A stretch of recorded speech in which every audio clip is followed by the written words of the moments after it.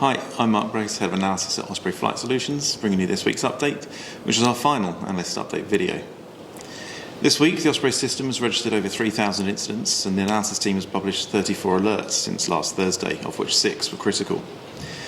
As the Ukraine conflict continues, we've expanded our airspace risk areas to reflect the risks to aviation associated with the potential and actual spillover of the conflict, including increased military air activity, drone incursions, GPS interference, and cruise missile launches from the Black and Caspian Seas.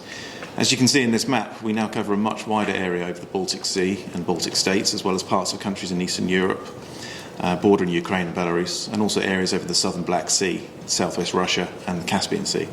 We've reduced the level of risk over Moldova, however, following a partial reopening of their airspace. Elsewhere, the Houthis in Yemen claims they conducted a large-scale attack against targets in Saudi Arabia over the weekend, including Jeddah and Riyadh. The Saudi-led coalition said it shot down 14 drones and 1 missile in various parts of the country, but that various facilities have been hit in Jeddah and the southwest provinces. It remains to be seen whether a reported halt to Saudi military operations in Yemen and a call for a truce during Ramadan will have any lasting impact. In recent weeks, we've issued a number of alerts covering so-called follow-home robberies and express kidnappings in Colombia, apparently targeting passengers and aircrew leaving airports in a number of major cities. Some have specifically singled out passengers with expensive watches, but in a more concerning development, 2 US commercial airline pilots were reportedly shot in separate attempted robberies in Bogota and Cali recently. Both are expected to make a full recovery.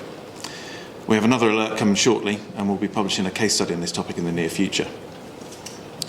While many countries continue to remove COVID-related travel restrictions, China has imposed more due to the ongoing outbreak in the country.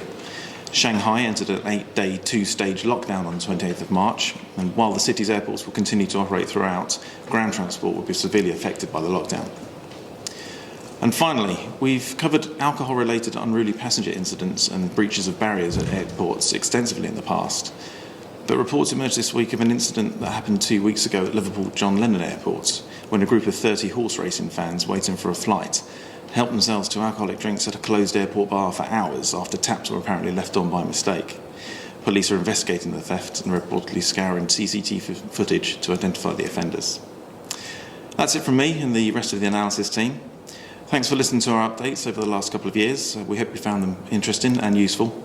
Please follow us on LinkedIn and look out for further content from Osprey in the near future.